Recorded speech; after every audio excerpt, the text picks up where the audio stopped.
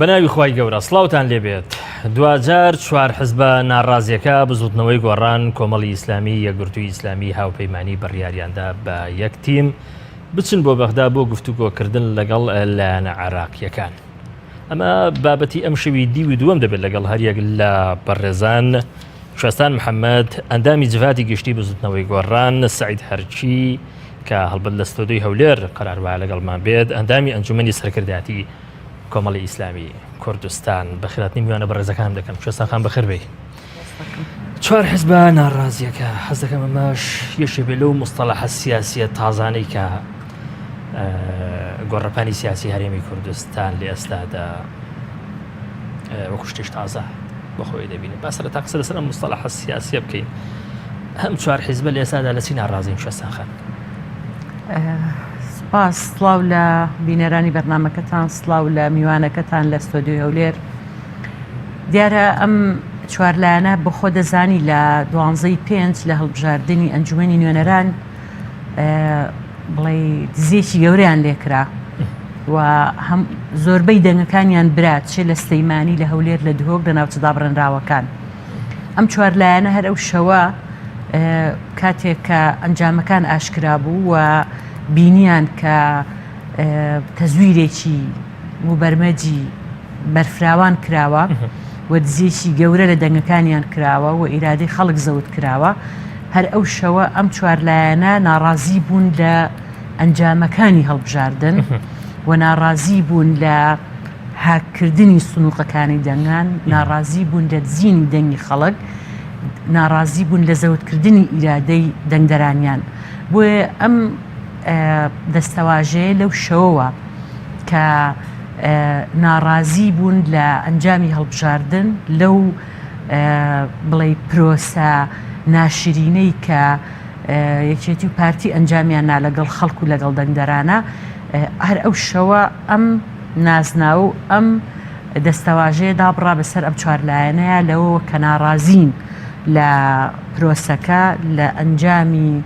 دەنگدان، دواتریش ناڕازین لە کۆی ئەو بڵێ وەزعانەی کە لە هەرێمی کوردستانە هەیە، لەو قەیرانانەی کە هەیە، لەوەی کە ئەگوزەرەیە لە هەرێمی کوردستان و لە عێراق ناڕازیەکە بەرفراوانتر بووە. ناڕازیەکە لە تەنها لەوەی کە لەسەر ئەنجامی هەڵبژاردن بووە گوێزراوەتەوە بۆ کۆی پرۆسە سیاسیەکە لە ناو هەرێمی کوردستانە. ناڕازین لە هەموو ئەو پرسانی کە ئێستا بە شێوەیەکی ناڵتەبیعی و بە شێوەیەکی زۆر خراپ بەڕێوە ئەچن. بەڵام شوێستان قسەیەکەی لەسەر ئەوەی کە ئەم چوار حزب لە ئێستادا کە کۆبوونەتەوە ئەوەندەی لە منتەڵەقی ئەوەی کە هەست دەکەن کە خاوەنی غەدرێکی هاوبەشن، قەدرێکی هاوبەشیان لێکراوە، بەتایبەتی لە 12/5 هیچی تر کویان ناکاتەوە. ئەوەی تر ینی 2000 ملحقاتەوەی باست کرد. ینی کاک شۆڕژەمە غەدێکی گەورەیە لەو لایەنانەیە کرێ. تۆ بۆ خۆت ئەزانیت کە بزوتنەوەی گۆڕان کۆمەڵی ئیسلامی یەکگرتووی ئیسلامی لە 2009 کە چوونەتە پەرلەمانی کوردستان ئەمانە ڕیزبەندیەکیان هەبووە. ڕاستە هەریەکێ لەمانە تایبەتبەندی خۆی هەبوو، چکە ئێمە سێ حیزبی جیاواز بووین، بەڵام کۆمەڵێک پرۆژە و کۆمەڵێک پاکێجی چاکسازی کۆی کردوینەتەوە. ئێمە لە پەرلەمان ئەم سێ لایەنە چەندین پرۆژەی یاسامان هەبووە، پرۆژە بڕیارمان هەبووە، پێکەوە دەنگی ناڕزایەتیمان دەربڕیوە، پێکەوە قسەی جدیمان هەبووە لەسەر پرسە سیاسی و ئابوووریەکان. بۆیە ئەم سێلایەنە و دواتداریش کە هاوپەیمانی بۆ دیموکراسی و دروست ئەبێ یەتە ئەم بەرەیەوە، ئەمانە کۆمەڵێک شتی مەبدەئی کۆی کردوونەتەوە کە مەسەلەی سیستمی سیاسیە، مەسەلەی چاکسازیە، مەسەلەی هەموو ئەو مەسەلانەیە کە کۆمەڵانی خەڵک پێوەی ئەناڵێنن. ئەمە من پێم وایە غەدرە لەیانەکرێ ئەگەر بڵێن تەنها ئەو غەدرەی کە لەیان کراوە لە 12/5 کۆیان نەکاتەوە. نەخێر، ئەمانە پێشتر لە 2009 ڕیزبەندیەکیان هەبووە و قسەی جدیان هەبووە لەسەر پرسەکان. هەر کەسەشیان تایبەتمەندی خۆی پاراستووە. خۆ دەزانی کۆمەڵی ئیسلامی حیزبێکی ئیسلامیە، بەڵام جیاواز لەگەڵ یەکگرتووش کە حیزبێکی ئیسلامیە چ جای لەگەڵ زوتنەوەی گۆڕانە. بۆیە ئەمە تەنها غەدرێک یا تەنها دزینی دەنگەکان کۆی نەکردوونەتەوە کۆمەڵێ پرینسیپ و مەبادی گشتی کۆی کردوونەتەوە کە لە سەرەتاوە لە 2009 ئەمانە ئیشی لەسەرەکەن پرۆژەی لەسەرێن پاکێجین و خاڵی لەسەر تەقدیمەکەن چەندین بەرەوڕووی چەندین ئاڵنگاری بوونەتەوە پێکەوە لەسەر ئەم مەسەلانە بۆیە ئەوەی کە ئەڵێ ئەمە غەدر کۆی کردوونەتەوە غەدریان لێەکەن زۆر چاکە. کاگە سعید سلااو لێبێ سواز بۆ ئامادەبوونێت خەڵک ئەمڕۆ لە هەرێمی کوردستان بێتاقەت بووە وەڕز بووە لە شیعارات لە ناوی جیاواز ئەمڕۆ شەقام یا بەشێکی گەورەی شەقام ئەوەندەی کردداری دەوێ ئەوەندە ناوی گەورەی ناوێ ینی باوەڕ دوایە کە ئەم چوار حزبەکە ئێستا زۆرتر بە چوار حزبە ناڕازیەکە ناسراون بتوانە شتێکی مەلموس پێشکەش بە شەقامی کوردی بکەن بە جۆرێکە چوزانم سوودێک بگەێنێ بەو چاوەڕوانیانی کە خەڵک لە هەرێمی کوردستاندا هەیەە دەتوانێت شتێکی جیاواز پێشکەشکەن بەناوی خۆی گەورە میهرەبان سڵاوی خۆی گەورە لە ئێوە و لە میوانە بەڕێزەکەت لە بینەدانی کەناڵی ئاسمانی پەیام دیارە ئێمە وەکو ئەم چوار لایەنە و ئەوکو ئەم چوار حیزبە پاش ئەو غەدر و خیانەت کە لەگەڵ ئەم چوار لایەنەکرا کە هەموو لایەک ئەزانین ئێمە کە غەدر و خیانەتمان لێکرا لە بەرەی خەڵک و میلەت و گەلدا بوو و بەردەوام داهوکیمان لە مافی خەڵک کردەوە خەڵک ئومێدێکی زۆریشی بە ئێمە هەبووە و پێشم وا لە داهاتوش ئومێدێکی دەبێ بەڵام ئەوەی کە خەڵکی بێ ئومێد کردەوە ئەو سیستەمە خراپەیە کە بەڕاستی پێڕەو دەکرێت لە ڕووی هەڵبژاردنەوە یان ئەو پاڵپشتی خراپەیە بۆ هەندێک لە حیزبە دەسەڵاتدارەکانە ئەو خەڵکی بێتاقەت کردوگەنە خەڵک بەڕاستی بێتاقەت و مەیوس نەبووە لە ئێمە و کوچوالانە بەڵکو ئومێدی بە ئێمە هەیە بەڵام ئەوەی کە خەڵک بەڕاستی ئومێدیشی بە ئێمە هەبوو من سەرەتا حەزەکەم کەمێک ڕخنە لە خۆمان بگرین دواتر بەڕاستی ڕخنە لایەنەکان بگرین من پێم وابوو دەبوایە ئەو کاتێک کە زۆر گرنگ بوو زەرور بوو ئێمە وەکو ئەم چوارلانە بەرەیەک دروست بکەین بەڕاستی زۆر زەرور بوو و بۆشایەکی گەورە و فەراغی گەورە هەر لە هەرێمی کوردستان هەبوو دەبووە ئەو بەرە دروست کرابە نابە بەڕاستی ئەو بەرەش تەنها خۆی لە چوار حیزب ببینێەوە بەڵکو دەبووە ڕۆشنبیران ڕۆژنامەنووسان زانانی ئیسلامی و هەرچی ئەم خەڵکی هەیە بەڕاستی لەم هەرێمی کوردستانە ئەمان بەشداربانە چکە لەبەر ئەوەی خەڵک ئەتوانی گۆڕانکاری دروستکە هیچ حیزبێک ناتوانانی گۆڕانکاری دروستکە لە هەرێمی کوردستان و لە عالەمیش بەڵکو خەڵک و جەماوەر ئەتوانی سیستەم بگۆڕی ئەتوانی گۆڕانکاری دروست بکە وخەڵی دوم ئەگەر کاک سعید کەواتە ئەم قسەیە لەسەر هێزەکانی دەرەوەی پارتی و یەکێتی ڕاستەکە دەگوترێ ئەم هێزە هەمیشە هەڵوێستەکانیان کردارەکانی لە دوای ڕووداوەکانەوە ینی دوای ئەوەی کە تەپتۆزەکە دەنیشێتەوە اینجا دەکەونە جوڵە ئێمە وەکو باسم کرد سەرەتا من گلەیەک بوو لە خۆمە لە چوارلایەنەی دێکەم ڕاستی و حەقیقەتێکە دەبێت نەشادێتەوە دوم خەڵ ئەگەر گریمان بەرەیەک دروستنەکرا زۆر گرنگ و فراکسیۆنێکمان هەبایە بە تەحالفێکی گەورە بەشداریمان کردباوە و پێکەوە بمانتوانی بە ئامادەبایەکی باشیەکی چاک بکەین و بۆ ئەوەی بەڕاستی بتوانین ئومێدی خەڵک و ئەو ئومێدی کە خەڵک بە ئێمە هەبوو بتوانین ئومێدی خەڵک بگەینەوە هەدەف و جێبەجێ بکەین و خەڵێکی تر ئێستا کە ئێمە بڕیارماندەوە کاری هاوبەش بکەین ئێتیلاف وەکو ئێتیلافێک پێکەوە کار بکەین بۆ ئێتیلافش بەڕاستی مقەویماتی خۆی هەیە ناکرێت تۆ بڕیار لەسەر ئێتیلافێک بدەی بەڵام ئەو مقەویماتانەی کە هەن جێبەجێ نەکرێت خۆی ئێتیلاف دەبێت پێویستی بە سەرۆکێک هەیە و پێویستی بە بینایەکی سەربەخۆی هەیە پێویستی بەڕاستی بە وتەبێژ هەیە پێویستی بە مقەڕر هەیە ناشکرێ بەڕاستی ئێمە بین بە پسر پێشوازی لە وەرتی پارتی و یەکێتی بکەین ئەمە شتێکی سەیرە بەڕاستی ئەبینی ئێستا پارتی و یەکێتی سەردانی کۆمەڵەکەن سەردانی گۆڕانەکەن سەردانی هاوپەیمانی ئەکەن سەردانی یەکگرتوو ئەکەن ئەمە ئەگەر ئێمە دەمانەوەی کاری هاوبەشی ئێتیلاف پێکەوەکە من پێم وایە دەبێت ئێمە بین لژنەیەکی هاوبەش وەفدێکی هاوبەشمان هەبێ ئەگەر هەلانێک ویستی لە عێراق و لە ناو کوردستانی خۆمان دەبێت سەردانی ئەو شوێنە ئەو مەکانەی ناکەن چێ ڕێگرە لەوەی کە ئەمەکەن ینی منیش ئێستا ئەڵێم بە خۆمان ئەڵێم دەبێ ئەگەر ئێمە بمانەوە بۆ بەرەو بەغدا بڕۆین سەرەتا دەبێت ئەو ئێتیلافە دروست بکرێت سەرەتا دەبێت ئەو مقاوماتانی کە ئێتیلافی لەسەر دروست بکرێت جێبەجێ کرێ ئەوجێ ئێمە بچین بۆ عێراق و من پێشم وایە نابێ بە هیچ شێوەیەک ئێمە لەگەڵ پارتی و یەکێتی بچین بۆ عێراق لەبەر ئەوەی چکە پارتی و یەکێتی پارەکە و ئێمەیان بە خیانەتکار ئەزانین ئێستا چه خێرە ئەمڕۆ لە دەرگای بە دەرگای هەموو لایەک ئەدەن و داوا ئەکرێت لەگەڵیان بچین بۆ عێراق من زۆرم پێ سەیرە بەڕاستی زۆر گرنگە لەسەر ئێمە ئەو چوارلانە ئێمە بچین مفاوەزات بکەین ئێمە کۆمەڵێک بەڕاستی وەکو بڵێ بەرنامەی کاری حکومیمان هەبێت لە پارتی و یەکێتی دەکەن کۆمەڵ گۆڕان یەکگرتو و هاوپەیمانیە یعنی غیری ئەمانە نییە بۆچی پێشوازیان لێ دەکەن مادەم ئەم ملاحەزات و ئەم جۆرە بیرکردنەوەی هەیە لە بەرامبەری پارتی دەکرێت پێشوازیان لێ بکرێن ناڵم پێشوازی نەکرێت بەڵام زۆر گرنگترە و ئەگەر بمانەوێت زیاتر خەڵک ئومێدی بە ئێمە بێ چکە جەنابەت باسی ئومێدی خەڵکت کرد باسی ئەوت کرد کە ئایا خەڵک ئومێدی بە ئێمەیە ئەگەرمە بمانەوێت زیاتر خەڵک ئومێدی بە ئێمە بەڕاستی ئێمە دەبوا بە یەک وەفد پێشوازیمان لەو چوارلانەی لەو دوولانەی کردبایە و ئێمەش لەوێ گوێمان بۆ گربان و ئێمە ئەوجە پرۆژەی خۆمان و بەرنامەی کارێک داهاتوی خۆمان بەڕاستی پێش تەقدیمی وانمان کردوە چکەوە نزیکەوە 27 ساڵ ئەوە نوێنەراتی کوورد دەکەن جگە لە خراپە چی کراوە و ئەگەر بێت و هات بە دەستوری عراقی جێبەجێ کرابایە ئەوەی کە سوودمەندێکی هەرە گەورە بە هەرێمی کوردستان بەڕاستیدا سوود زۆر باشە بەڵام بۆ نەچوون دیفاع لە بەرگری لە جێبەجێکردنی یاساکانی یاساکان نەکەن و بەرگری لەو یاسان نەکراوە کە بۆ هەرێمی کوردستان زۆر گرنگ و مهم بوو ئەوەی کە بەرگریانێ دەکرد تەنها مادەی سەرچ بوو لە پاشەوەی کە مادەی سەرچ لە ژێر دەستی داعشدا بوو زۆر باشە دەگەڕێم وڵات جۆسەخان پێ وایە ئەم هەنگاوی ئێستا ئەم قەرارێکە وا بڕیارە بێکەوە بستنە بەغدا و بێکەوە گفتوگۆ لەگەڵ لایەنە عراقیەکە بکەن لە بەغدا ینی دوازار هەنگاوێک بێت هاوتەریبی مووقیفەکە بێت لە ئێستادا ینی لە کاتی خۆیدا بێت بەڵێ بە دڵنیاییەوە خۆ دەزانی ینی ئەم جارە لە دوای ڕووداوەکان نین من پێم وان نییە لە دوای ڕووداوەکان بن کە ئەو کاتێک کە ئەنجامە سەرەتاییەکان دەرکەوت ئەم چوارلایەنە هەر ئەو کاتە ڕان گەیان کە ناچنە بەغا و هیچ مفاوەزەیەک ناکەن هەتا ئەو هەوڵانەی کە ئەیدەن بۆ ساخکردنەوەی دەنگەکان نەگا بە کۆتا ینی ئەو کاتە ئەوان ئەمەیان ڕاگەیاندووە و یەکەم شەو کە کۆبوونەوەیان کرد لە مەکۆی سەرەکی بزوتنەوەی گۆڕان لەسەر ئەمە ڕێکەوتن کە ئەوان کاری لە پێشینەیان بە دوواداچوون بێ بۆ بەدەستێنانەوەی دەنگە دزراوەکان وەخکەمیشیان نەکرد خۆ دەزانین کە پەرلەمانتارەکانی بزوتنەوەی گۆڕان یەکگرتو کۆمەڵ لە بەغا هەوڵێکی زۆریان نا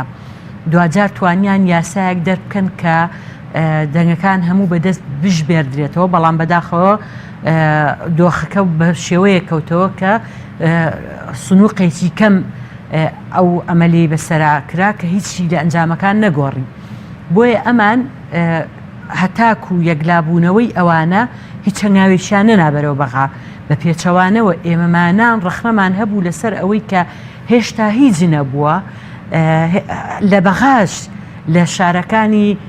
سونەنشینەکانیش ناڕەزایەتی هەبوو لە سەردەنگەکان و هەوڵ هەبوو بۆ ئەوەی کە پرۆسەکە فەشەل بێنێ یەشێتی و پارتی و هەنێک لایەن ئەچوون لەوێ شانی سەرۆک لیستە براوەکانیان لە بەغا کرد هێشتا هیچ نەبوو بوو هیچ لیستێک پێک نێنرابوو ئەچوون لێ بۆ مفاوەزات کە ئەمە من بۆ خۆم زەر بە هەڵپ و ئەوەم بینی کە پەلەیان بێ بۆی کە بەشدار بن لە کیشتی دەسەڵاتە دوای ئەوەی کە بەتەما بوون بەڵێ دەوڵەتی کوردی دروستکەن چون شانی ئەو برادرانەیان ماچە کرد بە شێوەیە کە بوو بن بەگاڵتەجار لە تۆڕە کۆمەڵایەتیەکان ئەم پەلەپەل و هینە جارێکی کە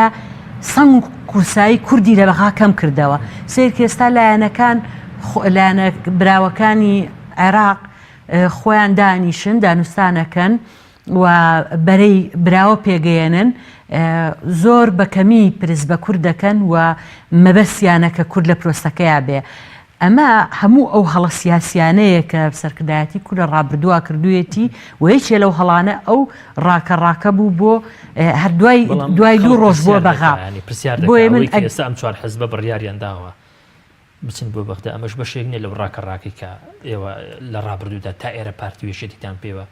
ئیتیهام کردووە لە کاتێکە ئەو قسەی ڕاستە کوردی ناکەن لە کاتێکە ئەم قسەی ڕاستە بوو ئەگەر ئێمە بچینە بەغا شەڕی کورسی بکەین شەڕی پۆست بکەین شەڕی پارە بکەین بۆ حیزبەکانمان بەڵام هێشتا دیار نیە حیزبانە بۆچی دەستە بەغدا نا زۆر باش دیارە زۆر ئەم چوار حیزب بۆچی دیانەوەی بچنە بەغدا بەڵێ ئەم چوار حیزبە پرۆژەیەکی نیشتیمانیان هەیە وەگەر بچنە بەغا بۆ داکۆچیکردن لە پرسە نیشتیمانی و تەوایەکانە چن بۆ مەسەلەی جێبەجێکردنی دەستوری عێراق چن بۆ مەسەلەی ئاساییکردنەوەی ناوچە دابڕێنراوەکانە چن بۆ مەسەلەی بودجە و موچەی خەڵگە چنە بەغا ناچن داوای کورسی و پۆست و پلە و پارە بۆ حیزبەکانیان بکەن بۆیە ئەمەیە جیاوازیەکەی ئەم چوار لایەنە لەگەڵ ئەو لایەنانەی کە لە ڕۆژەکانی سەرەتایە چوون بۆ بەغا ئەنجام من بۆ بۆی ئەو قسەیە تەواو بکەم دوجار کاتێک کە ئەنجامەکان یەکلایی بوونەوە و ئێستا خەت و خاڵی هاوپەیمانێتیەکان لە بەغا خەریکە دەرەکەوێ بۆیە ئیتر ئێستا کاتێتی کە ئەم چوار لایەنە کۆ ببنەوە و ئەم چوار لایەنە وەفدی هاوبەش پێک بهێنن و بچنە بەغا لەسەر مافە دەستوریەکانمان لەسەر پرسە نیشتیمانی و تەوایەتیەکان لەسەر ناوچە دەڕێنراوەکان لەسەر موچە و بودجەی خەڵک شەڕ بکەن زۆر چاکە هەموو ئەوانی کە باسی دەکەی بەڕێستان لە کارنامەکانی یەکچێتی و پارتیشدا هەن زۆر چاکە نەدەکرێت ئەمە تێکەڵاوی یەکتر بکرێ و ینی هەموو ئەوەیە کە بەڕێزت باسی لێوە دەکەی کە کارنامە یەکچێتی و پارتی ئێستا بهێنیت تاوتوێک بکەین ینی 2000 زۆر بە ئاسانی دەیان بێنینەوە ینی کەواتە بەڵێ خۆ دەزانین لە 2003ەوە کە سەدام و ڕژێمەکەی ڕووخاوە لە 2005ەوەی تر کە یەکەم پەرلەمان بۆ نووسینەوەی دەستور دامەزێنراوە یەکێتی و پارتی ئەم دروشمانیان بەرز کردوتەوە بەڵام کامیان جێبەجێ کردووە لە ڕابردووە بینیمانەوان شەڕی پۆستی سەرۆک کۆماریان کردووە هینی جێگیری سەرۆکی پەرلەمانیان کردووە هینی جێگیری سەرۆکی ئەنجومەنی وەزیران و وەزیرە سیادیەکانیان کردووە شەڕی پارەیان کردووە بۆ حیزبەکانی خۆیان لەو کاتەوە کە لیژنەی ناوچەدا بڕێنراوەکان ئاساییکردن ناوچەدا بڕێنراوەکان دروستکراوە سەرۆکەکەی کورد بووە بەڵام چیان کرد هیچیان نەکردووە و ئەو دروشمانەیان دایمە بەرز کردوتەوە بۆی لە پاڵ ئەم دروشمانەیە لە پشتی ئەم دروشمانەیە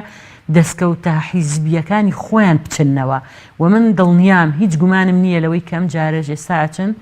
شەڕی ئەوەکەن پۆستی سەرۆک کۆمار وەرگرن کۆمەڵی پۆستی سیادی وەرگرن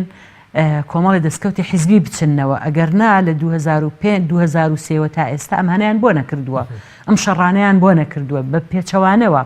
لە 2003 کە سەدام ئەڕوخێ بەبێ کورد هیچ لە بەغانە ئەکرا و کورد ئەو لایەنە بوو کە ناوماڵی عەرەبی ڕێگەخست ناوماڵی شیعە و سونەی ڕێگەخست هیچ پرسێک بەبێ مەیەکلایی نەکرایەوە بەڵام ئێستا پرسیشمان پێ ناکەن لە حکوومەتەکانی پێشووترە مالیکی و عەبادی ئەهاتن لە بەغا مفاوەزاتیان نەکرد و سەرەتا لە ئێمەوە دەستیان پێ کرد و داوای ئەوەیان لێکردین پشتگیریان بکەین ئەمریکا ئاکە هاتە سەر خەت کە ئێمە پشتگیری ئەو لایەنانە بکەین بەڵام ئێستا سیر کە لە ئاستێکی خوارەوەیان خەڵگەنێرن دوای ئەوەی کە هاوپەیمانەتیەکانیان ساغ بۆتەوە بە زەعیفی خەڵگەنێرنە پایتەختی هەرێمی کوردستان و قسە ئەکەن و هیچ بەڵێنێکی ژنان بۆ داواکاری بۆ جێبەجێکردن داواکاریەکانمان بۆیە ئەمە ئەگەر ئێستاشی لەگەڵ بێت ئەگەر ئەم دوولایەنە بڵێ هەممی خەڵکیان هەیە وەنیەتی ئەوەیان هەیە کە داوای جێبەجێکردنی دەستور بکەن داوای ئاساییکردنەوەی ناوچە دابڕێنراوەکان بکەن لەباتە شەڕی پۆست شەڕی دەستکەوتە نیشتیمانی نەتەوایەتیەکان بکەن قەیچێکە پێکەوە بین بەڵام من بۆ خۆمەوە کوێستان گومانم هەیە کە ئەوان لەوێ شەڕی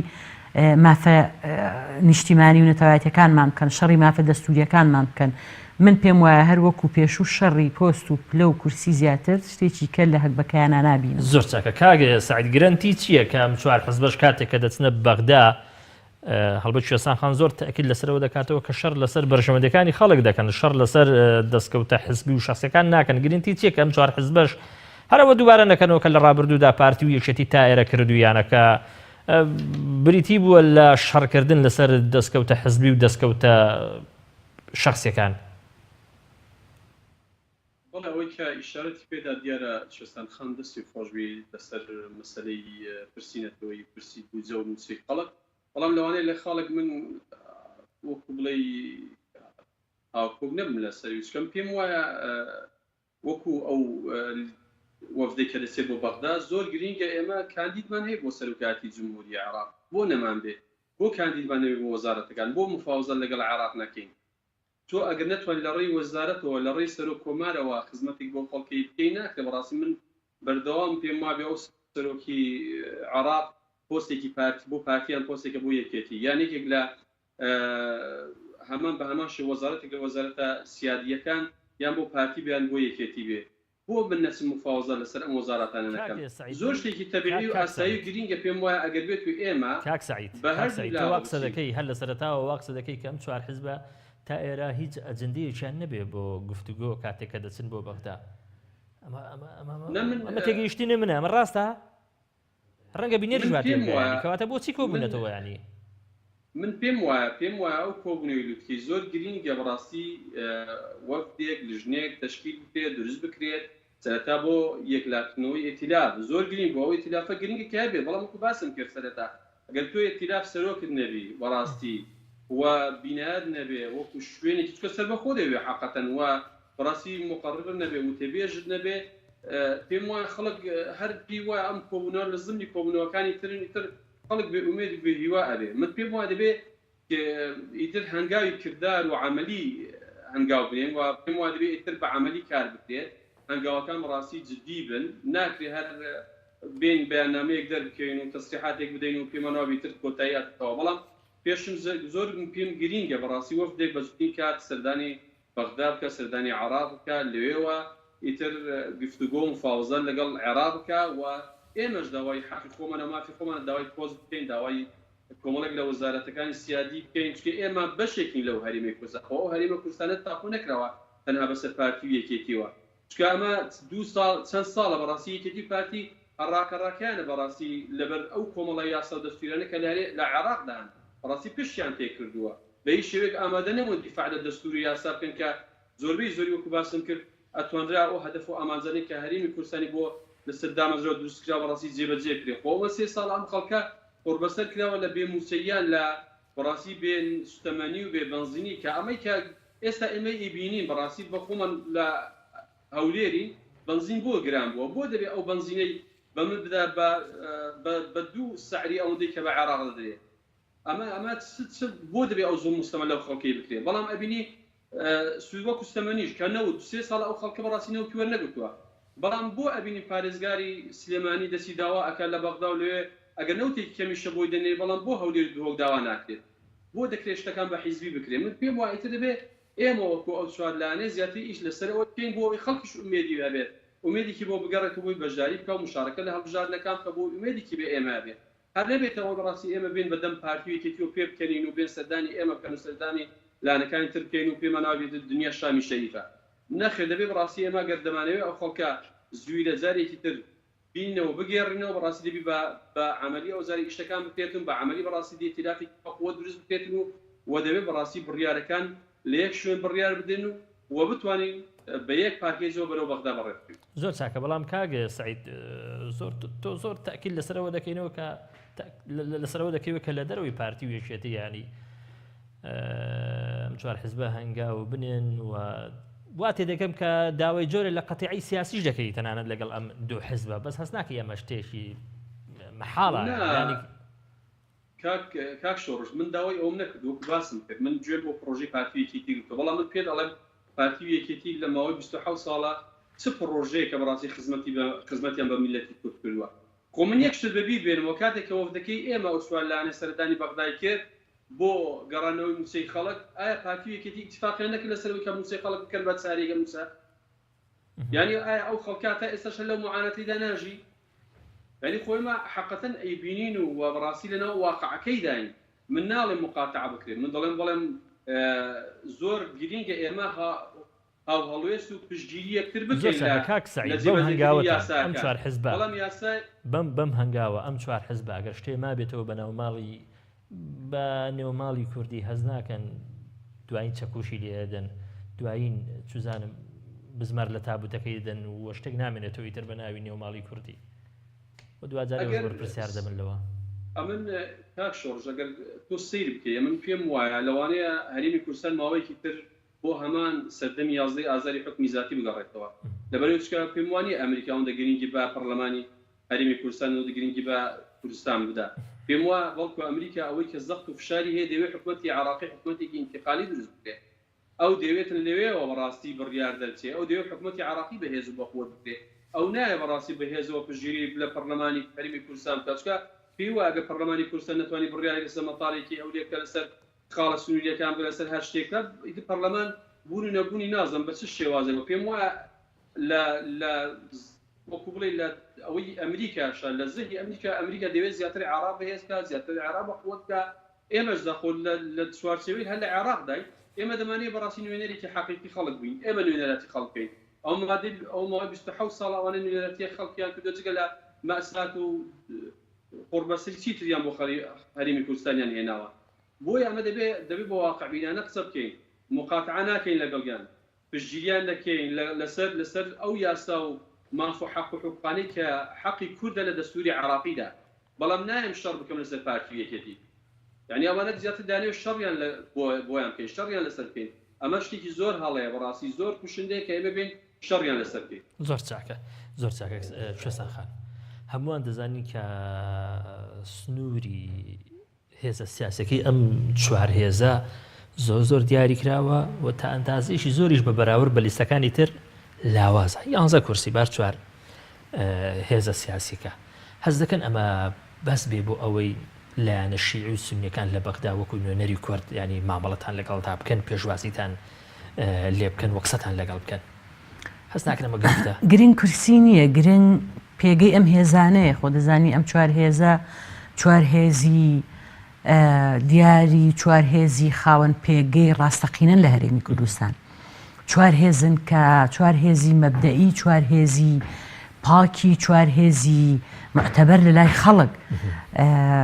زوتنەوەی گۆڕان خاوەنی 9 میلیۆن دەگەن لە هەرێمی کوردستان و زیایشی کردو ئێستا بەهۆی زیابوونی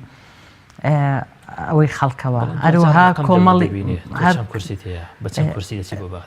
نامەرج نییە ئەزین چۆن لە پەرلەمان و لە هۆڵی سیاست بەڵێ بەڵام جاری وا هەبووە ئەندام پەرلەمانێک بڵێ لە زۆر پێشتر ئەندام پەرلەمانێک توانیوێتی مەجرای گفتوگۆی ناو پەرلەمان بگۆڕێ توانیوێتی مەجرای دەنگدان بگۆڕێ لە ناو پەرلەمانە پەرلەمانتاری بەهێز پەرلەمانتارێک کە دەنگی ڕاستەقینەی خەڵک بێت دەنگێکی زوڵاڵی هەبێت بۆ ماف و داخوازی میلەتەکەی بۆ ماف و داخوازی خەڵک بارتەقای دەیان کورسیە لە ناو پەرلەمانی کوردستانە هەر ئەندام پەرلەمانی خۆتان هەبووە کاک محەممەد پێم وایە کاگەحمەی حەج یەکێکە لەوانەی کە بەڕاستی ڕۆڵێکی گرنگی جێڕاوە لە پەرلەمانێکێک بووە لە پەرلەمانتارەکان لەسەر ئاستی عێراق ڕەنگە لیستی وا هەبوو بێت کورسی زۆرتری هەبوو بێت لە لیژنەی دارایی ئەو دەورەی ئەوی نەبوو بێت بۆیە تۆقع دەکەن چۆن پێشوازیتان لێ بکرێ کاردانەوەی لایەنی عێراقیەکان جارێ لە پارتی وێشە دیگەڕێ من پێم وایە پێشوازیەکی باش ئەکرێت لەم لایەنانە چونکەم لایەنانە لایەنێکن کە هیچ کاتێک بە بێهێزی بەلاوازی نەچوونەتە بەردەرگای هیچ لایەنێکی سیاسی لە عێراق ئەم لایەنانە لە کاری پەرلەمانیە لە پێشووە سەلماندویانە کە نوێنەری ڕاستەقینەی خەڵکن ئێستا لە عێراقدا ینی لایەنە عێراقیەکان بە سونە و بە شیعەوە ئەوەندەی لانگەلێکی کوردیان دەوێت کە لاواز بێت کە مەتالیبی حیزبی هەبێت نەک مەتالیبی نەتەوەی ینی هێزی تریان ناوێ هەز ناکەن ئەم جۆرە بیرکردنەوە ڕادیکاڵیە نەتەوەیە ینی چزام لە بەغدا زۆر دەست و پەنجەی لەگەڵ نەرم ناکرێ هەز ناکەی پارتی وێشەتی بۆ بەغدا بۆ لایەنە شیعی سونیەکان گونجاوترن تا ئێوە ڕەنگە بۆ زۆر وڵاتی ئیقلیمی شەروا بێ بەڵام ئەمامە ناکاتە ئەوەی کە تۆ واز لە مەبادیئی خۆت بێنی واز لە خەباتی خۆت بێنی واز لە مفاوەزاتی خۆت بێنی ئەمە ناکاتە ئەوەی کە تۆ دەستبەرداری پرینسیپ و مەبادیئەکانی خۆت ببی تۆ بە کورسیەکەوە بڕۆ شەڕی خۆت بکە بڕۆ دەنگی زوڵاڵی خۆت بنوێنە بڕۆ نوێنەری ڕاستەقینەی میلەتەکەت بە احترامت هەیە احترامت دەگیرێ لەلایەن خەڵکەوە لەلایەن شعبی عێراقیەوە من پێم وایە لەلایەن شعبی عێراقیەوە ئەم هێزانە اعتیباریان زیاترە احترامیان زیاترە لەبەرەوەی لە ڕابردووە لە باری گەندەڵی لە باری شتی نەتەواتی خۆیان نەدۆڕانوە دەنگیان هەبووە سەنگیان هەبووە قورساییان هەبووە شەڕی قوتی خەڵکیان کردووە نەکینی هەرێمی کوردستانی خەڵکی عێراقیشیان کردووە بۆیە ئەمە وا لە تۆ کا پش ئەستور دەکا کە تۆ لەوێ احترام تەگیرێ ناخرێتە پەراوێزەوە و تۆ لەوێ ئەگەر بەشداریشێ پێ نەکرێ ئەتوانی ئۆپۆزیسیۆنێکی ڕاستەقینەبی شەڕی خەڵکی هەموو عێراقی ئەنجای هەرێمی کوردستان بۆیە تۆ ئەگەر تەنها کورسێکیشێ هەبێ ئەبێت دەنگە زوڵاڵەکەی خۆت لەوێ بەرز بکەیتەوە و واز لە پرینسیپ و مەبادیەکانە نێنین تۆ لە سەرەتایە وتی ئێمە تا لاتە ئێستا لە لای خەڵک ئومێدی بە ئێمەیە خەڵک بۆ ئومێدی بە ئێمەیە لەبەرەوەی تۆ هێزێک بوویت تا ئێستا وازی لە پرینسیپ و مەبادیەکانی خۆت نێناوە لە پەرلەمان ئەو کاتانەی وەزیرەکانت لە حکوومەت بۆ شەڕی خەڵکی کردووە شەڕی گەندەڵیت کردووە پرۆژی چاکسازیت هەبووە خەڵک ئەوە ئەبینێ خەڵک احترام تەگرێ خەڵک ئومێدی پێێتە بۆیە ئەمە گرنگە ئەم هێزانە ئەمە لە دەستنێن و ئەو پرینسیپ و مبادیانەی بڕوایان پێێتی بوو لەسەر هیچ شێشە سازشی لەسەر نەکەن ڕاستە کاکسایت باسی ئەوەکە ئێمە بۆ داوای سەرۆ کۆمار نەکەین بەڵام لە بەرامبەر سەرۆ کۆمارە سازش لە پرسەنەتەوەهدیەکانمان نەکەین سازش لە پرسە نیشتیمانیەکانمان نەکەین هەردووشی بە پارتی کاتێک کە داوای ئەوانە دەکەن لەسەر حسابی پرسە نیشتیمانیەکان بێت حتمەن وا بۆ لە ڕابردووە ئەجینا بۆ نەمانتوانی هەموو ئەو ساڵە ناوچە دابڕێنراوەکان بینەوە سەر هەرێمی کوردستان بۆ نەمانتوانی شەڕی بووجە و موچەی خەڵک بکەین بۆ نەمانتوانی دەستور جێبەجێ بکەین وەکو خۆی ئێستا گەسەی دەستور بکەی کۆمەڵێ مادەی زۆر گرنگی تایە بۆ کورد هیچی جێبەجێ نەبووە ئەگەر شەڕی ئەمانەیان کردووە بۆ هیچی جێبەجێ نەبووە کەواتە لە بەرامبەر پۆستێکی بێکەڵ کاسازشیان ئەو پرسانە کردووە بۆیە من ناڵێم داوای پۆستی سەرۆ کۆمار نەکەین داوای وەزارەتی سیادی نەکەین بەڵام لە بەرامبەر ئەوەیە سازش لە هیچ داوایەکی ڕەوای خەڵکی کوردستان نەکەین ئەگەر ئەوەیان بۆ نەکردین ئەمەیان بۆ بکەن ئەمەیان گرنگترە لە لای ئێمە گرنگتر داواکانی خەڵک بێت مافی خەڵک بێت ئەنجا ئەوەیان بێت ئەوەیان داواکاریە سانەویەکان بێ ئەمەیان سەرەکیەکە بێت بۆیە من پژگیری ئەو قسەی کاکسایی دەکەم کە ئێمەش حەقی خۆمانە داوای پۆست بکەین بەڵام پۆست لە بەرامبەر ئەوەیان نەبێت کە دەستبەرداری داوای خەڵک ببین دەستبەرداری بووچە و موجە بین دەستبەرداری ناوچە دابڕێنراوەکان بین نەخێر هاوتەریب داوای هەردووچی بکەین بەڵام کە هاتە سەر هەڵبژاردن ئەمەیان هەڵبژێرین مافی خەڵک داواکاریەکانی خەڵک پرسە نیشتیمانی و نەتەوایەتیەکان جێبەجێکردنی دەستور زۆر باشە کاگە سەیدەوە هەڵبەت 2000 ئەم چوار حەزب قەراریان داوە کە بەیەکەوە لە دەرەوەی پارتی و یەشێتی بچن بۆ بەغدا گفتوگۆ لەگەڵ لایەنە عێراقیەکاندا بکەن کاردانەوەی یەکێتی و پارتی تا ئێرە چۆنی دەبینن بیریشمان نەچێ ئەم دوو حیزبە زۆر تەئەکید لە سەر یەکڕیزی نیشتیمانی و پاراستنی نێوم یەکێتی نێوماڵی کوردی دەکەنەوە تەنانەت بۆ پاراستنی ئەمە هەڕەشەشیان کردووە لە ڕابردوو چی دەڵی لۆبارەوە هەڵبەت هەڕەشیان کردووە لەوانەی کە یەکڕیزی نێوماڵی کورد تێک دەدەن بەڵێ من پێم وا دەبێ بەلای پارتی و یەکێتیەوە ئاسایی بێ کاتێک یەکێتی پارتی ڕێگا بەخۆوان ئەدەن سەردانی بەغدا بکەن و وەفدی بەغدا بێ سەردانی پارتی و یەکێتی بکاتن و بەبێ حیزبەکانی تر بەبێ لایەنەکانی تر من پێم وا دەبێ پارتی و یەکێتی لەوەش حاڵی بن کە ئێمەش بەڕاستی لەم هەرێمە کوردستان هاوڵاتی ئەم هەرێمەین ئێمەش کۆمەڵێک لە حیزبەکانی ئەم هەرێمەین و تەنگی خەڵکمان لەگەڵە و خەڵک زەماوەری زۆر پژگیریمانەکە و ئێمەش ماف و حەقی خۆمانە بچین لە بەغدا و لەوێەوە بەڕاستی گفتوگۆ و مفاوەزات بکەن لەگەڵ لایەنەکان تر چونکە ئەگەر بۆ ئێمە پارتی حیزبێکە و وەکو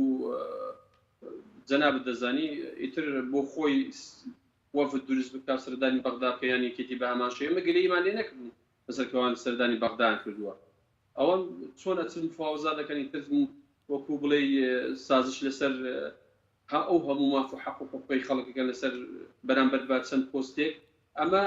هیچ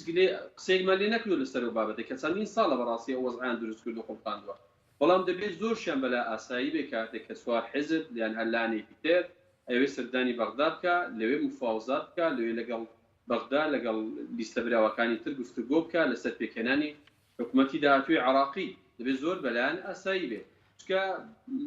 چەندین ساڵە بەرپرسایەتی یەکەم و سەرەکی پارتی و یەکێتی بوون لەو دۆخەی و ئێستاش لە پاش ئەو هەموو تەزویرکردنەوە لە پاش ئەو هەموو غەدرێکە لەو چوار حیزبەی کرا ئێستاش هەر دیسان پارتی و یەکێتی بەرپرسیاری یەکەم بەرامبەر بە هەر دۆخێک کە خوا نەخواستە تووشی هەرێمی کوردستان بێ ئیتر ئایا هەرێمی کوردستان تووشی قەیران بێ ئایا هەرێمی کوردستان هەر لەو قەیرانە لەو ئەتمەیەدا بژی لەو وەزعی کە ئێمە ئەبینین ئەو پارتیەکێتی بەڕاستی وەکو بڵێ یەکەم حیزب و باتوانم بڵێم یەکەم لیستن کە ئەوان بەرپرسیارن بەرامبەر بۆ دۆخێک کە لە هەرێمی کوردستانە خۆڵکە بەڵام ئێمە وەکو کوێستان خان باسی کرد ئەگەر بچین بۆ بەغدا ئەبێ بەڕاستی بێن دیفاع و بەرگری لە مافی خەڵک بکەین و لەوێشەوە ئێمە 11 کورسیش کەم نین ئەگەر بێت ئێمە سیر بکەین خۆ سلیم جبوری 4 هەتا 6 کورسیە بەڵام سەرۆکی پەرلەمانیش بووە خۆ کوتەیەکی گەورەتریشە بۆ لە ناو سونەکان زۆر ئاساییە ئەگەر ئێمە بچین لەگەڵ ئەم لایەنە بەڕاستی گفتوگۆ بکەین دیفاع و بەرگری لە مافی خەڵک بکەین بتوانین بوزەی خەڵک بۆ خەڵک بژێڕن موسەی خەڵک بژێڕنەوە بتوانین سوتەمەنی بۆ خەڵک بێنەوە بتوانین بە دیفاع لە مادەی 140 بکەین بۆ ئەوەی ئیتر هیچ مزایدە لەسەر ئێمە نەکرێت چکە خۆش نییە مزایدەکردن بەسەر ئێمەدا وەکو باسم کرد تۆ ئێمە ئەگەر سەردانی بەغدا بکەین خیانەتکاری بەڵام ئەگەر ئەوان بچن سەردانی بەغدا بکەن زۆر ئاسایی بێ ئەگەر ئێمە ئامادەین لەگەڵیان بچینە بەغدا پێیان وابی ئێمە ناوماڵی کورد تێکەدەین و بەڵام بۆ خۆیان پێیان وابی چەندین ساڵە ناوماڵی کوردیان تێکدا و پێیان وابی ئەوان ناوماڵی کوردیان ئاوادان کردوتەوە ئەمە هەڵەیەکی زۆر خراپە پێم وایە لە ڕووی سیاسیشەوە هیچ مانایەک هەڵناگری زۆر ئاساییە زۆر پێم باش بۆ دەبە زۆر گرنگ بۆ بەڕاستی حقیقەتەن بۆ زۆر مهم و گرنگ بوو ئەگەر بێت و ئێمە بە دەنگە حقیقەی خۆمان سوبانیاوە یەک تەحالفێکی گەورەمان دروست کردبە زۆر بەهێز دەبوون لە عێراق بەڵام من چی بکەم کاتێک قەدرم لێ ئەکرێت کاتێک تەزویرم لێ دەکرێت کاتێک نەهێڵدرێ من دەنگەکەی من بگاتە بەغدا ئەبێ پارتیەکی دیگری لە خۆم کرد لۆمەی خۆم کە نابێت لۆمەی لەو 4 حیزب بکرد زۆر چەکاک سعید دەگوترێ ئەم قەرارەی ئەم 4 حیزبە کە داویانە لە هەرێمی کوردستان لە ڕاستیدا بۆ سزادانی پارتی و یەکێتیە سزادانی پارتی و یەکێتی لەسەر ئەو تەزویرەی کە گوایە لە 12/5 لە هەرێمی کوردستان کردویانە یعنی پێ دوایە یان یەکێتی و پارتی من ناڵێم سزا بەڵام من دەڵێم حەق و مافی خۆمانە کەسێک غەدر لێ بکە ناتوانانی بەڕاستی لەگەڵی بەڕێگایدا بڕۆی زۆر ئاسایی ئەمە غەدر لێ بکەن چۆن ئەتوانم تەعاملی لەگەڵ بکەم ئەمە خاڵێک و خاڵێک تریش پێم وایە وەکو باسم کرد ئێمە ڕێگری نەبوون لەوەی کە ئەوانیش بسەر لە بەغدا بن و لەوەیە هیچ قسەیەکیشمان نەکرد لەسەر مۆزوع ئەوان ئێستا دەیانوێتن ئیتلافێکی گەورە و یان دەیانوێتن بە یەک ناوماڵی کوڕێک بخوێنەوە بۆ ئەوی زیاتر خوان بەهێز بکەن خوان بە قووەت بکەن بۆ ئەوەی بچن لەگەڵ عێراق بە قووەتەوە دابنیشن بەڵام من وەکو سەرەتا باسم کرد ئێمە نامانەوێت هیچتر شەڕی پارتی و یەکێتی بکەین ئێمە دەمانەوێت حقیقەتەن بین بەرگری لە خەڵک بکەین دەمانێت وەکو چۆن ئەو ئەندام پەرلەمانەکانی پێشومان ئەگەر کەمیش بەڵام توانیان بەرگری لە خەڵک بکەن توانیمان ئەوەی لەسەرمان بوو ئەوەی کە ئەرک بوو بەڕاستی ئەنجامی بدەین دەمانێت بە هەمان شێوە بە هەمان نەمەتەوە بڕۆینەوە دەمانوێت دیسان بینە جێی ئومێدی خەڵک و خەڵک ئومێدێکی زۆری لەسەر ئێمە هەیە ئەو خەڵکی بەڕاستی کە نایەتە دەنگدانیش لەسەر ئەوەیە کە لە پارتی و یەکێتی تووڕێ نەک لە ئێمە تووڕەیە لەوەی تووڕێ کە ئەو سیستەمەی کە بە هەڵبژاردننی پێدەکرێت سیستەمێکی سەقەتە لەوەی کە بەڕاستی ئەوان بە هەموو شێوەیەک دانەوێت و خوان لەسەر دەسەڵات و حکومت بمێنەوە خەڵک لەوان زویری تووڕەیە بۆیە ناکرێتن هەڵبژاردن بێخنە ژێر پرسیار و ئیتر هەڵبژاردن نەمێنێتن و چکە ئەمانە هەموو هیوات و ئەمان زیانی ئەوەیە کە هەڵبژاردنیش لە هەرێمی کوردستان نەکرێت هەر نەمێنێتن و ئیتر بێتە مەلەکی و یان ئەوەتە بێتە شێوازێکی پشتاوپشت و کۆتایی بەو بابەتە بێنرێت بەڵام دەبێت ئەو خەڵکە زۆر لە واعی زیاتر و سیاسیتر بێتن و ئەبێ ئەو پرۆسەیە نێهێڵی پەک بکەوێت چکە ئەو پرۆسەیە پەک بکەوێتن ئیتر بەڕاستی حقیقەتەن خەڵکی هەرێمی کوردستان تێدا زەرمەند دەبێتن و ئێمە دەکەوێنە ژێربارێکی زۆر قرس و زۆر زەحمەت چ بتوانین لەژێر ئەو بارە نەجات و ڕزگارمان زۆر چاکە کوێستان خان دەگوتری ئەم هەنگاوە وەک ئەو هەنگاوانەی تر کە لە دوای ڕفراندۆمەکە و 16 ئۆکتۆبەر نەران کاتێک کە هەموو لایەک بەتەنیا ڕووکردە بەغدا و دواتر فەشەلیان هێنا ئەم هەنگاوەش ینی فەشەل دەهێنێت ئەم هەنگاوەی کە ئەم 4 حیزبە لە ئێستادا قەرار وایە بینێن بۆ بەغدا چی دەڵێ لەسەر ئەم پێشبینی و ئەو تەوەقوع پێشبینیی تەواو نییە چونکە ئەو قۆناغانە قۆناغێکی جیا بوو لەگەڵ ئەم قۆناغەیە ئێستا قۆناغێکە قۆناغی دروستکردنی حکوومەتی تازێ بۆ عێراق پەرلەمە ئەنجومەنی نوێنەرانێکی تازە دروستە بێت قۆناغێکە کە لە عێراقا هیچ لایەنێک نەیتوانی وە زۆرینەیەکی وا بەدەستبێنێ کە بتوانێ حکوومەت پێک بێنێ نەکەرە ئەوە بە دوو لایەنیش ناتوانن حکوومەت پێک بێنن لەبەرەوە ئەم قۆناغێک ئەو سەردەمە قۆناغێک بۆ دوای ڕفراندۆم قۆناغێکی زۆر تاڵ بوو خۆ دەزانی خۆناغێک بوو کە بەداخەوە ئێمە ئەو ناوچە دابڕێنراوانەی کە بە خوێنی هەزاران پێشمەرگە و برینداربوونی چەندین پێشمەرگە و ماڵوێرانی خەڵک توانی بوومان ئازادی بکەین بە خیانەت و بە ڕێکەوتنی ژێربەژێر تەسلیمی عێراق کرایەوە. خەڵکێکی زۆر ئاوارە و ماڵوێران بوون. ئەو کاتە لە موقعێکی زۆر زەعیفا بوو هەرێمی کوردستان. هەموو نیوەی هەرێمی لەدەستدایەوە. نیوەی ئەو منتقانە نیوەی کوردستانە ئەگەر حسابی بکەین بە نزیکی نیوەی کوردستانە لەدەستیا بوو. هێزی پێشمەرگە هەموو ئەو شوێنانەی پێچۆڵ کرابوو و لە ڕووی نەفسیەوە داڕووخا بوو. چ هێزی پێشمەرگە کە بینی سەرکردەکانی هێز پشتیان تێکرد و بەرەکانیان چۆڵ کرد، هەموویمان بینی کە چۆن لەسەر تەلەڤیزیۆن بەداخەوە فرمێسکیان بۆ ئەو حاڵەتانە ئەڕشت. کوردیش لە ڕووی پێگەی چ لە عێراق چ لە ناوچەکە چ لە دنیا پێگەی زۆر لاواز بوو بۆ ڕێفرەنسی کە کردی و کە ئەنجامەکەی بە زەرەرێکی گەورە شکایەوە بۆ کورد. بۆیە ئەو کاتە ئێمە لە نقطەیەکی زۆر لاوازا بووین. ئێستا کاتێکی کەیە کورد کورسی خۆی بەدەستێناوە ڕاستە کورتیسیەکانی بەهۆی ئەو حاڵەتی کە دروست بوو لە ناوچە جێناکۆکەکان و ئەو وەسعێتی یەکێتی پارتی دروستیان کرد لەو ناوچانە. کورسیەکانی حەقی خۆی نییە، بەڵام کورسی هێناوە و ئێستا پێگەی لەوسا بڵێ لە پێشترە زەختێکی دەولیش هەیە بۆ ئەوەی کە کورد بەشدار بێ لە حکوومەت و لە داڕشتنەوەی حکوومەتی عێراقیە. بۆیە من پێم وان نییە کە ئەم چوار لایەنە پێکەوە بچەند شکست بێنن. ئەگەر نەشتوانن هەموو داواکاریەکانی کورد جێبەجێ بکەن، ئەتوانن جێپێگەی خۆیان بچەقێنن و ئەتوانن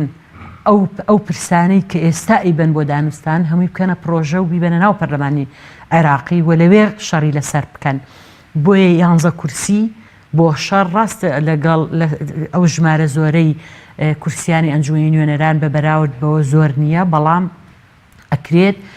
شەڕی گەورەی پێ بکرێت و پرۆژەی گەورەیان هەبێت. ئەتوانن زۆر جیاواز دەرکەون پەرلەمانتارەکانی ئەم چوار لیستە لە پەرلەمانتاری لایەنەکانی کە ئەتوانن دەستبەرداری زۆر شتی شخصی خۆیان ببن. بۆیە من پێم وایە ئەتوانن نمونەیەکی زۆر جیاواز و زۆر جوان پێشکەش بکەن کە نەک ببنە جێمتمانەی خەڵکی هەرێمی کوردستان، ببنە جێمتمانەی هەموو خەڵکی عێراق. بۆیە مەرجنیە کە لە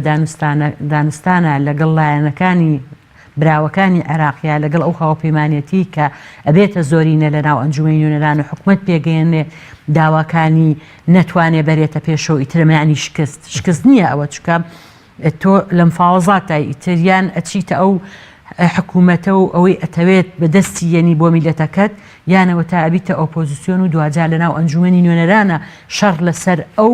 مافانەی خەڵکی هەرێمی کوردستان و لەسەر میلەتەکەت و لەسەر تەواوی عێراقیشەکەن. هەموو ئەوانی کە متابعی ئەو ڕووداوانە دەکەن کە لە بەغدا ئێستا ڕوودەن لایەن شاراوە نیە کە لعبەیەکی سیاسی زۆر ئاڵۆز لە بەغدا بڕێوە دەچێت.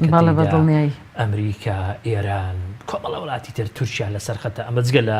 لایەنە عێراقیەکان بەو هەموو ئاڵۆزی و تێکچڕشاوی کە هەیەە. ئەم چوار حیزبە ئامادەن بۆ ئەوەی یاریکەرێکی سیاسی باش بن لەناو ئەو هەموو ئاڵۆزی کە لە ئێستادا لە بەغدا لەناو سیاستکردن لە بەغدا، یعنی بڕێوە دەچێت. ئامادەن بۆ ئەوە بەفعلی؟ بۆ ئامادەنین. چۆن ئەگەر ئامادەنە بن چۆنە چەند بە دڵنیایی ئەم چوار حیزبە ئامادەن و چوار حیزبی بە ئەزمونن، چوار حیزبن کۆمەڵێک خۆناغیان تاقی کردوتەوە، ئەمانە بۆ یەک کۆبوونەتەوە و بڕیاریان ناوە وەفدی هاوبەش پێگەێنن بۆ ئەوەی کە بچن لەوێ لەو یاریە بەشدار ببن. جالی و یاریایە ئەیبنەوە یانەوە تا بنە ئۆپۆزیسیۆن. بۆیە هەر ئامادەییان و کۆبوونەوەیان و دروستکردنی وەفدی هاوبەشانی ئامادەیی بۆ ئەو یاریە و ئەوەشمان بیر نەچێت، ینی هەروەک خۆت ئاماژەت بۆ کرد ئەو گەمەنێ و دەوڵەتی و ئیقلیمی و ناوخۆیی کە ئێستا بەرقەرار لە عێراق. زۆر جار چاودێرانی سیاسی ئەومان پێ ئەڵێن کە زۆر بە زەحمەت ڕەنگە حکوومەتی عێراقی پێک بهێندرێت و ئەگەر حکوومەت پێک بهێندرێت حکوومەتێکی زۆر لاوازە بێت، چکە لە بەرامبەریە معارەزەیەکی زۆر بەهێزە بێت ڕەنگە تەمەنی ئەم حکوومەتە زۆر نەبێت و زۆر لە چاودێرانی سیاسیاڵەن ڕەنگە 2 ساڵ بڕ نەکات حکوومەت هەڵوەشێتەوە پەر انتخاباتی چکە بکرێت و ئێستا ئەمڕۆ باز لەوە کرا کە ڕەنگە ئەمریکا حکوومەتی ئینقازی نیشتیمانی دروستکا لە عێراقا بۆیە ئەمانە کۆمەڵێ ئەگەرن ئەبێ ئەم چوارلایەنە خۆی بۆ هەمووی حازر بکات و بە بەرچاوڕوونی بچێتە ئەوێ و ئەو کەسانە بنێرێتە بەغا کە فعلەن شەڕکەری ئەو مەیدانن و ئەتوانن لەوێ ئەو لەو مەیدانە شەڕ بکەن و بتوانن کە هەموو یاریەکە وەک خۆی بخوێنەوە وەک خۆی بیبینن و بتوانن کە لەوێ بە دەستکەوتەوە بۆ میلەتەکەمان بێنە دەرەوە ئەگەر نادوواجار لەگەڵ ئەو بەرە معارەزە بەهێزەیە بن کە لە ناو ئەنجومەنی نوێنەرانە دروستە بێ لە بەرامبەر حکوومەتی داهاتوە. زۆر چاکە کاگە سعید دوجار لە پەرلەمانی عێراق پێ دەچێت 2 قائیمەی کوردی هەبێت قائیمەی ئەم 4 حزب بێکەوە و پێش دەچێت دوجار پارتی یەکێتیش بێکەوە یعنی وەکو جارەکانی ڕابردوو ینی کۆ ببنەوە ینی شێوازی پەیوەندی ئەم 2 لیستە کوردیە لە ئایندەدا لە پەرلەمانی عێراق چۆن دەبێت لە شەڕدا دەبن یا جۆرە لە چوزانم لێک تێگەیشتن لە نێوانیاندا دەبێت ئەگەر لە 2 بەرەدا بن لە 2 لادا بنیان لانێکیان معارەزە بێ لانێکیان لە دەسەڵات بێ زۆر ئاساییە و زۆریش پێمایەدەوی بە ئاسایی وەربژیرێت و ناکرێ بەڕاستی ئێمە پێمان وا بێ ناکرێ بێشە خۆی ئەمە پێشتریش لە 4 ساڵی ڕابردوو دیسان خۆ لەبەرەی پارتی یەکێتیدا نەبوون بەڵکو ڕاستی ئێمە لە حکومەت و لێوێ مشارەکە و بەشداریمان کردووە بەڵام لەگەڵ ئەوەدا لەگەڵ ئەوەی کە ئێمە فراکسیۆنەکانمان جیاواز بووە بەڵام زۆربەی فراکسیۆنەکانی کۆمەڵ و گۆڕان و تەڕادەیەکی یەکگرتو ئێمە لەسەر زۆربەی شتەکان هەڵوێست و یەک هەڵوێست بوونە بەڵام پارتی یەکێتیش یەک هەڵوێست بوونە دژ دەتوانم بڵێم دژی هەڵوێستەکانی لانەکانی تر بووە زۆر تەبیعی و ئاسایی بووە بەڵام من سەرتا باسم کەوەی کە زۆر گرینگە ئێمە سازش لە شتە مەبادیئی خۆمان نەکەین و ئێمە لەگەڵ پارتی یەکێتی بڵێ ئامادە بین بەرگری لە هەموو مافێکی دەستوری هەرێمی کوردستان بکەین ئەمە زۆر گرینگە بەڵام نەکرێت بەرگری لە مافی حیزبی بکرێت مافی شخصی بکرێت ئەمە بە هیچ شێوەیەک پێم وە نابێ وەکو چوارلانە ڕێگە بە خۆمان دەنیشتی وا بکەین بەڵکو ئێمە پێمان وایە ئێمە ئەم دەنگە حەقیقین کە خەڵک دەنگی بە ئێمەدەوە ئێمە ئەو دەنگە ڕاستی کە خەڵک دەنگی بە ئێمەدەوە کە بەرگری لە مافی خەڵکی خۆ ئێستا ئێمە زۆر دەبووە پێمان خۆش بە کە یەکێتی پارتی و ئەو 4 حیزبە پێکەوە بان بەڵام ئەگەر وەکو سەرتا باسی مەکارمان لێ نەکرابایە زۆر ئاسایی بوو پێکەوە بچین و بە یەک فراکسیۆن بە یەک هاوپەیمانی مشارەکەمان کردووە و بە هەوڵیشماندەوە بەڵکو ئێمە لەگەڵ لایەنەکانی تر گفتوگۆمان کرد بۆی حکومەت تەشکیل بکەین چکە ئەو کاتی ئێمە لیستی گەورە بووین بەڵام داخەکەم چی بکەین کاتێکە ئەبینی پارتی یەکێتی بۆ شێوازی تەعامل لەگەڵ خەڵکی ئێمە کە لەگەڵ ئەم 4 لایەنەکە ئەکەن و پێیان وایە ئەگەر ئێمە لەگەڵ بەرەی واندا نەبین ئێمە بەڕاستی دژ بە مافەکانی کوردنیش بە مەسلحەتی کوردین بەرژەوەندی کوردین ئەمە سیاسەتێکی هەڵەیە ناکرێت سیاسەتە یان لەگەڵ بوو میلیان دژبی ئێمە دژی هیچ کەسێک نین بەڵام ئێمە ئەچین بۆ بەغدا لەوێ بە هەموو شێوەیەک بەرگری لە ماف و حەقی خەڵکەکەین ئێمە پێمان وایە ئێمە ئەولاترین لەوەی کە دیفاع لە خەڵک بکەین کاتێکە ئەوان چەندین ساڵە دەنگ زۆریان هەبووە بەڵام بەرگریان لە خەڵک نەکردووە وەکو باس پێم کرد ئێستا ئەوان بەڵێ ئێستا ئەسڵ باریان قورسرا ئێستا ئەرکیان قورسرە لەوەی کە بەو هەموو دەنگێەوە بەو هەموو کورسێ تەزویریەوە بچن دەبێت لەوێت چی بۆ کورد بکەن دیسان ئایا بە هەمان شێوازی پێشتر بێنەوە ئایا چی بۆ کورد بکەن ئێستا ئێوان دەڵێن ئێمە دەمانەوێتن هەچی حەق و حقوقی خەڵکە هەچی مافە دەستوریەکانی هەرێمی کوردستانە داوا بکەین و بەرگری بکەین و جێبەجێ بکرێ ئایا ئێمە سەی دەکەین ئایا بە هەمان نەمەت و شێواز ناڕۆ پێم وایە بە هەمان زۆر چاکە کاک سەعید زۆر چاکە کاتم نەما با دوا پرسیار لە تۆ بکەم بە کورتی وەڵاممدەوە ئەوە پرسیاری خەڵکیشە وەکو ترس و وەکو حادسێک هەیە کە دەگوترێت تەمان لە سەرەتای بەرنامەکەشم گوتم کە هەستێکی هاوبەش بۆی کە غەدرێکی هاوبەش لەم 4 حیزب کراوە دەگوتر ئەم 4 حیزبی کۆ کردوتەوە ئێستا ترسی ئەوە هەیە دەزانم کات نەماوە ترسی ئەوە هەیە کە ئەم 4 حیزب دواتر یانی لە داهاتوودا مەجرای ڕووداوەکان چزانم ئەم پێکەوە بوونەوەیان لەبەر یەک هەڵبوەشێنێ ئەمە شتیش متەوەقع کراوە هیوادارم وانە بێت لە ڕابردووە ئەوە ڕوویە لە کاتی پرۆژەی هەمواری یاسای سەرۆکایەتی هەرێمە هیوادارم ئەم جارە هیچ شتێک نەبێتەوە کاری ئەوەی کە ئەم چوار هێزە لێک بترازێنێ و کەسیان هاوڕێی نیوەڕێگا نەبن هەمویان پێکەوە ئەم هەرێمە بەرنە کەناری ئارام. زۆر سپاسانەکەم زۆر بەڕێز کوێستان محەممەد ئەندامی جڤاتی گشتی بزۆتنەوەی گۆڕان زۆر سپاسەکەم هەروە زۆر سپاس بۆ سعید هەرچی ئەندامی ئەنجومەنی سەرکردایەتی کۆمەڵی ئیسلامی زۆر سپاس بۆ تۆش زۆر بەڕێزم لە ستودیۆی هەولێر ڕاستەوخۆ لەگەڵمان بووی. بینەرانی بەڕێز تا لە هەفتەی داهاتوو پێتان دەگەمەوە هەموو لایەک بەخوای گەورە دەسپێرم خواتان لەگەڵ.